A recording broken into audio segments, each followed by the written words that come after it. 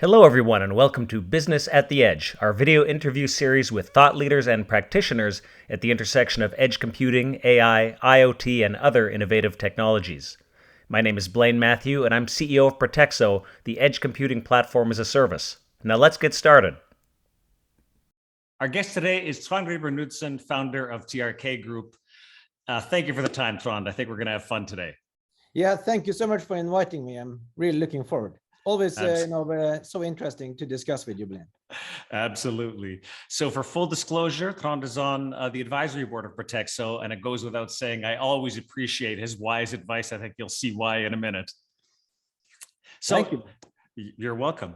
So Trond, you're listed as the founder of TRK Group. What is TRK Group? What's it about, and what are you up to these days? Well, I did spend 25 years as a senior partner with McKinsey & Company. I was a management consultant. But 6-7 years ago, I saw that so many of the best people around me, the best talent in McKinsey, my very best clients, left to become entrepreneurs. And this was a big shift, particularly here in the Nordics. And I always wanted to be on the right side of driving change. And suddenly I saw it was not happening as much in the large incumbents anymore, but more in the startup ecosystem. Yes. So my idea was to be part of that. So I stopped being a consultant with McKinsey a bit earlier than people expected, and full-time dedicated myself to support entrepreneurs who would like to deploy cutting-edge technology against some of the biggest challenges we're facing and opportunities for entrepreneurs. So that's what we do with TRK Group, and I decided to primarily focus on Nordic founders who would like to build something global. And I could recognize that from my days in McKinsey when I helped the Nordic companies grow globally, and I always felt that was a good ambition to have.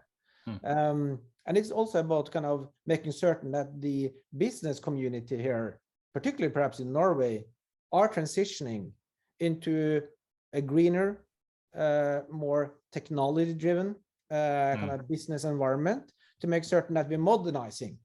We have been very reliant on resources here, as you know, oil and gas, but also electricity and so forth. So yes, we needed to upgrade, and I felt that someone kind of in my position who had kind of relationships and a certain kind of credibility could raise my hand and say, "This is very important, and we need to get behind it." And how many startups has TRK Group involved with today? Well, it's quite a few. I guess we have something you could call a seed boutique. And that means that we like to get engaged early and rather in many companies. So we have a portfolio close to 100 companies. Wow. And they are in different stages, as you can imagine, from a couple of people to companies that are listed on the largest stock exchanges and have become major unicorns and so forth. So it's a good kind of array of companies. And do you do this all by yourself, or do you have help? Well, I after McKinsey, I had this idea that I would like to have independence to be able to help people like you as much as possible, and not do a lot of administration.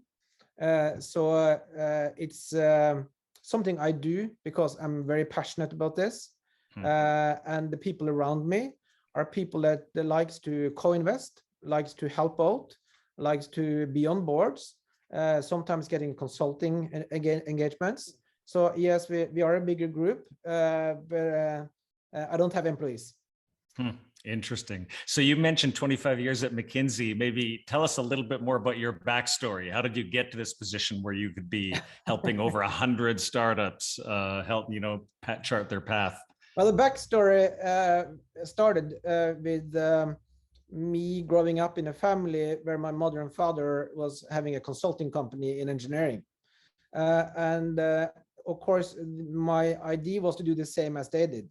So I went to engineering school and so forth, But I realized that actually the world was changing so much. Bill Gates and Steve Jobs created the IT industry. The wall came down in Berlin. Deng Xiaoping opened up China. There was so much going on. And I felt that that engineering bucket was too small for me. So I had to find a nice escape from the family business. And the escape for me was to go to Harvard Business School. And my parents never liked it, of course, but I came to Harvard, and McKinsey found me because they wanted to build something in Europe. And after a short conversation, I joined McKinsey. So that was what's going on. And for 25 years, I served primarily Nordic institutions who would like to become global players. And upgrading, I would say, the quality of the larger companies here. Now, I understand you weren't just a McKinsey consultant, but you actually were very involved in the leadership level and training new McKinsey consultants. Is that correct? Yeah, I've always had a big kind of passion for people, mentorship, and building capabilities. And I would say diversifying McKinsey. McKinsey was not particularly diverse back in the days. And one of my biggest initiatives for diversification was actually building functional capabilities to get much deeper in functional capabilities. And to do that, for 10 years, I led our marketing and sales practice globally, which ended up being around 20% of McKinsey in total. But I also led the whole learning initiative, which basically is the capability building initiative at every tenure level in the firm, in McKinsey. From very young associates, all the way up to senior partners, you're always going to learn. It's very important. Keep a learning mindset. And we created a learning staircase with lots of different initiatives. And I was overseeing that, which I thought was a great initiative. And that has also brought me to, after I left McKinsey, still up to 6 weeks a year, I train new young McKinsey partners globally on the transition from being a consultant to being an inspirational partner, which of course is a big shift. And I bet you're always watching out for the next startup founder or CEO, right? In these groups.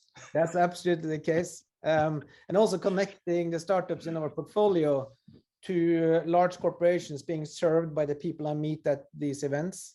So you could say that a lot of the way I work with a very broad portfolio, and know very many people through McKinsey, Harvard, and also serve on corporate boards. I'm on 6 corporate boards. Is that I can connect, and I can never promise exactly what will happen. But often good things are happening. Yeah, no doubt. Well, I'm sure your background and experience is very relevant to many of the people that are listening to this or watching this video. So tell us, what particularly excites you these days about what's going on at the intersection of business and technology? What gets your blood going? Well, sitting here in Norway, I basically I'm quite excited about the enormous, I think, focus and capacity in terms of people and capital now going into building new strong businesses. And we had a very big gap here. So when I started 6-7 years ago, amazingly, we spent 100 times more in oil and gas investments annually than we did on venture capital in Norway, 1 to 100. So we had $20 billion going into oil and gas investments and $200 million into venture. So this is shifting now. Wow. It's more like a 10-15 times increase in venture capacity over this short period of time. That means that I'm very excited then to see that around our industrial base, there's so much going on, and we have initiatives in areas, of course, like climate tech. The whole shift to electrification, we are quite early. We have the biggest penetration of electric vehicles in the world, which is pretty interesting when you're an oil and gas producing nation. But we have that. We have some really interesting areas within food and ag tech, not the least because we have the largest fish farming industry in the world. And there's a lot of interesting tech development on AI, robotics, biotech, around that industry, which I find very interesting.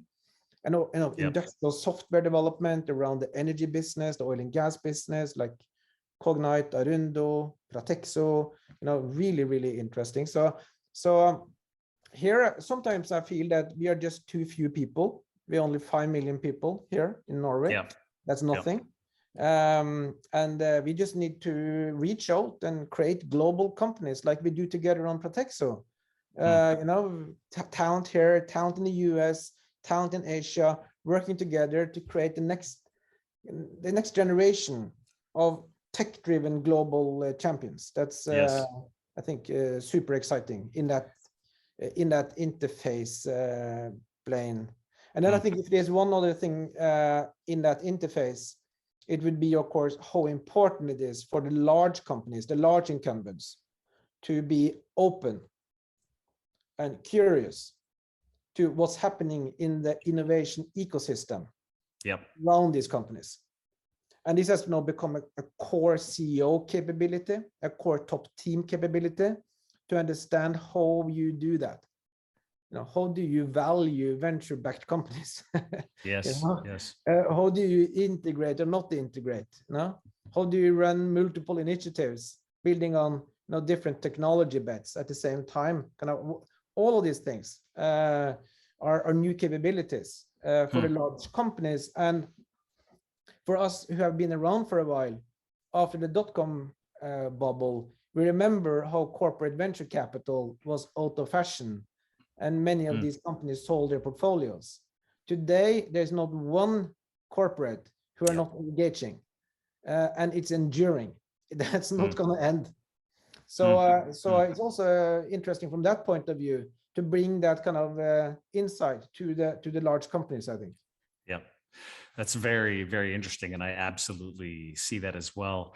By the way, for those that are wondering, Pratexo was born out of a venture incubator called Northscaler in Norway, which is, I think, how we got our connection and one of the reasons you're connected with Pratexo. So we're part of your Nordic theme as well, even though I am based in the US. So thank you again for it being part of our journey. Wonderful. As well, Trond.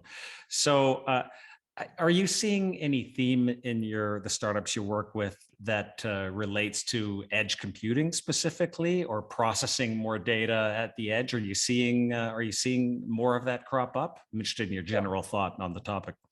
No, absolutely. And in many of the industry areas and applications that are particularly, I would say, important here, we see it. So we have activities, for example, in PropTech, where we see edge becoming very important, not the least because in many of our PropTech clients, you get very specific IoT solutions, new sensors after very specific, solutions become very complex. And then you have the incumbency with the old equipment, with sensors. Yeah. And then you have other types of data, lack of integrated data platforms often. Yes, yes. And you're coming into that with kind of a mindset of creating, platforms, availability, but not the least processing capacity and capability locally. And then you're into edge immediately. And so I think, in PropTech, we'll see a huge growth. Yeah. Of edge, just as an example. Yeah, and a lot. You must see a lot in the energy industry as well. Generally, not only oil and gas, but the electrification space, where Norway is so far ahead, actually, than many other countries we work with. Yeah, and because you often get into that challenge, of course. In addition, that you have lack of connectivity in certain situations, like in mobility, we all know about that, and we have that also offshore. I mean, in many situations where just you cannot totally trust the connectivity at every point in time, and edge is important. You have latency issues in many applications where basically edge takes out the risk on latency. And so I think what we find is whether you are in mobility, you are in oil and gas and energy applications, you are in PropTech. We are seeing edge all over the place. We are even currently developing, I would say, a next generation hearing aid, which is somewhere in between a traditional, on-prem old hearing aid, which has been the same for 30 years, and an AirPod.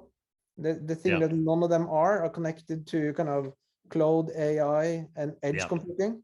So we're bringing edge into this.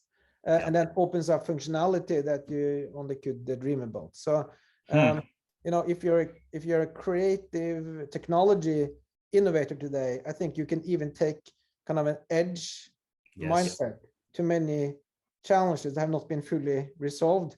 And at least we're trying partly with edge to do that in hearing aids. And I thought that was pretty novel. Absolutely. Very interesting example. And I think it is a lot of these newer technologies are combining edge, in other words, processing close to where the data is being generated, and cloud, right? It's about processing the data where it's most appropriate. A lot of the last 15 years, as you know, was all about taking everything and putting it in the cloud. And that makes sense for some type of applications. But your hearing aid example is a perfect example of, yes, you have to process some data locally in real time. You don't want your hearing aids to stop running because they don't have a connection to the cloud, right? But there are some things that it probably does make, or some reasons that it does make sense for them to be connected. I can't wait. I can't wait.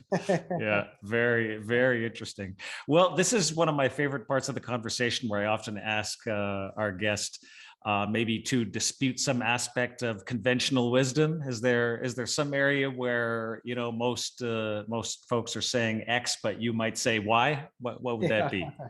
Well, Blaine, that feels like my full life in Norway for the last 7 years.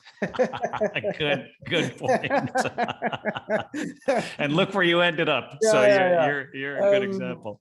The mindset has to shift. And I think perhaps the one area where I'm spending most time on this is the perception of, let's say, financial risk, where here it's been kind of the convention that if you have something built that is steel or concrete, it could be an oil rig, it could be a ship, it could be a building, road, then you have something which is low risk.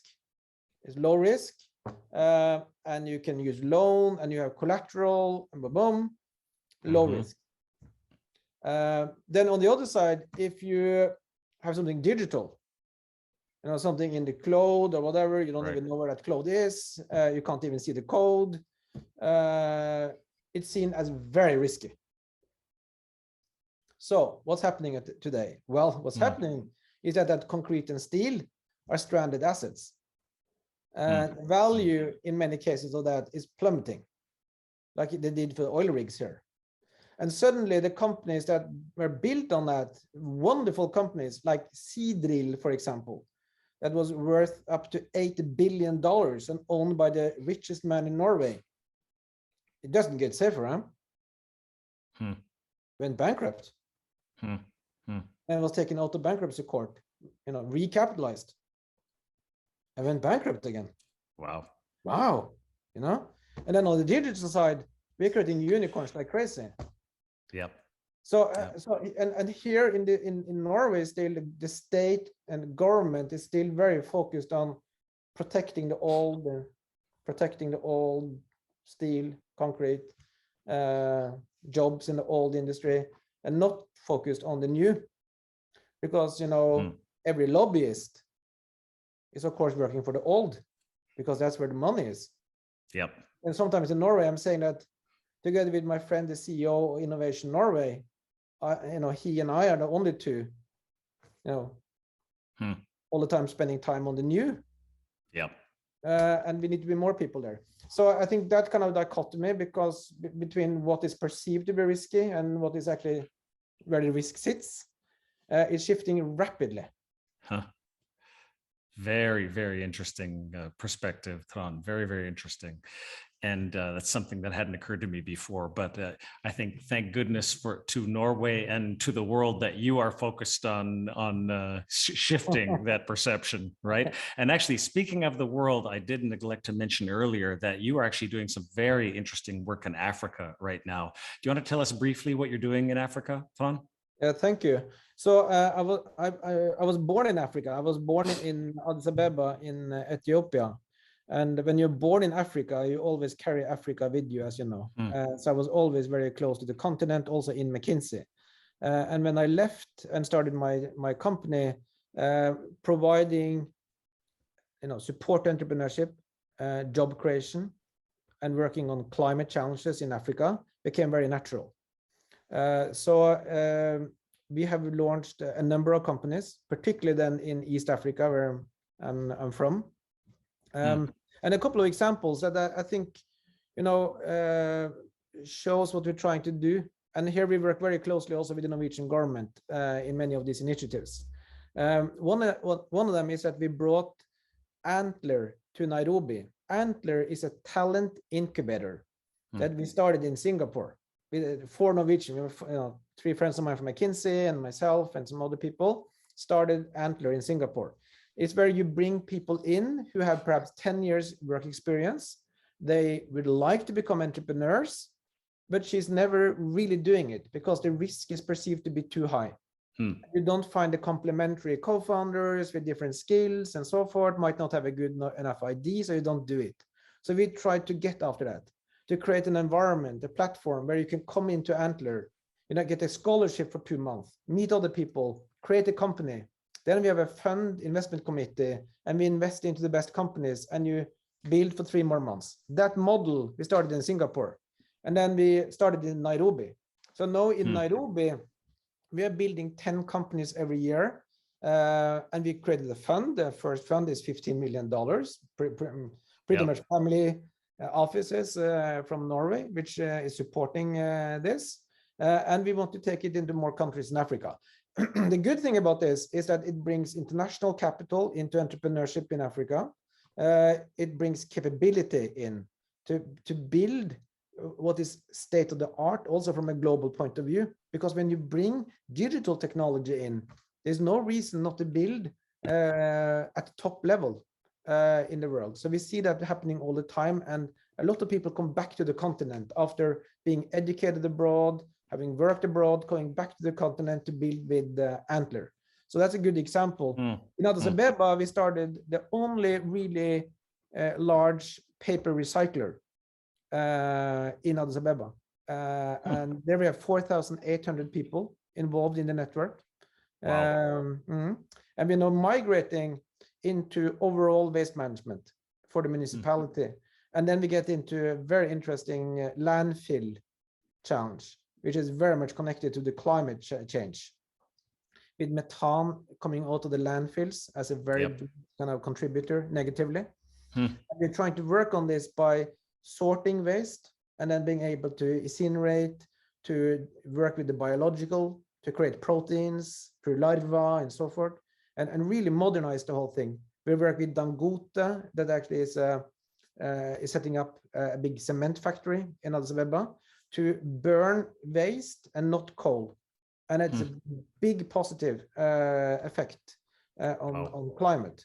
So we're moving that into overall waste management. And I think if we can crack that in Addis Ababa, then we'd like to take that across the continent. And that could be a very big contributor. And I think on that sorting side, that's where we'd like to bring in computer vision, sorting technology, edge technology.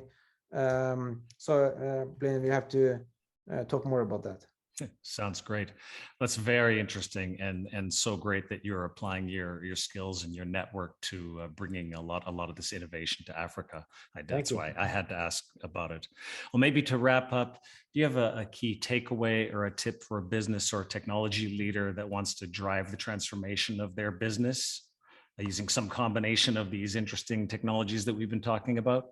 Yeah, it's interesting. I was asked that by my friend Tore Lærdal, who is the chairman and owner of Lærdal Medical, that basically is one of the biggest health education players in the world. And they saw technology coming in terms of AI, machine learning, VR, AR, all of this going to influence their business. And what do we do? I think number one, of course, is not to be overwhelmed by complexity. There are things you can do. There are things you can do. And typically one of the things you can do is to start to hire great talent. because when you want to do this type of digital transformation, you want to make things happen, you just have to have the right capability, the right talent. So we built, basically in that case, we built from, I think, 50 to 100 tech people to 650, including in Bangalore, in Copenhagen. So capability became very important. Secondly, we actually went through a very strict process of buy versus build, because typically these large corporations, they are very much, I would say, in the pocket of the large IT consultancies. And they will always tell you to create a roadmap and build. But there are companies out there that already can deliver to you. Pratexo can deliver, Arundo can deliver, Cognite can deliver, So you need to have a more open mindset as to where do you actually tap into the wonderful ecosystem of innovation companies out there, and where do you actually build? And be careful with the large IT consultancies. They have a very specific own interest in bringing you on this very long roadmap. So be careful about that. Then thirdly, what I think we did in that case was that we actually started our own venture fund called the Lardal Million Lives Fund. We have now 4 partners in Palo Alto, and that fund is focused on investing into technology companies that support our vision of saving lives. So it's connected to our corporate vision. And by having that vehicle, we get a deal flow, and we get much more insightful as to what is happening in the innovation ecosystem around our company. And sometimes that can lead us to do an outright acquisition, like we have done. In other cases, we invest and follow the company, and anyway, we get a lot smarter. So there are a number of things, of course, you can do, but I think, don't get overwhelmed by the complexity. There are ways to get started. Well, Trond, that was a lot more than a tip. That was a complete plan for how to be successful. That was incredible. I think that wraps it for us. Trond, thank you so much for joining us today for this conversation. Very, very insightful. Really appreciate it. Thank you, Blaine, very much. It's been such a great discussion, and thank you very much for inviting me. You're welcome. For those interested in hearing more about Trond's thoughts, I think it's best to follow you on LinkedIn. Is that right, Trond? Yeah, post a lot of your stuff there. Good, excellent. And of course, you can reach out to me on LinkedIn as well, or via email at edge@pratexo.com. Thank you again, Trond. Thank you.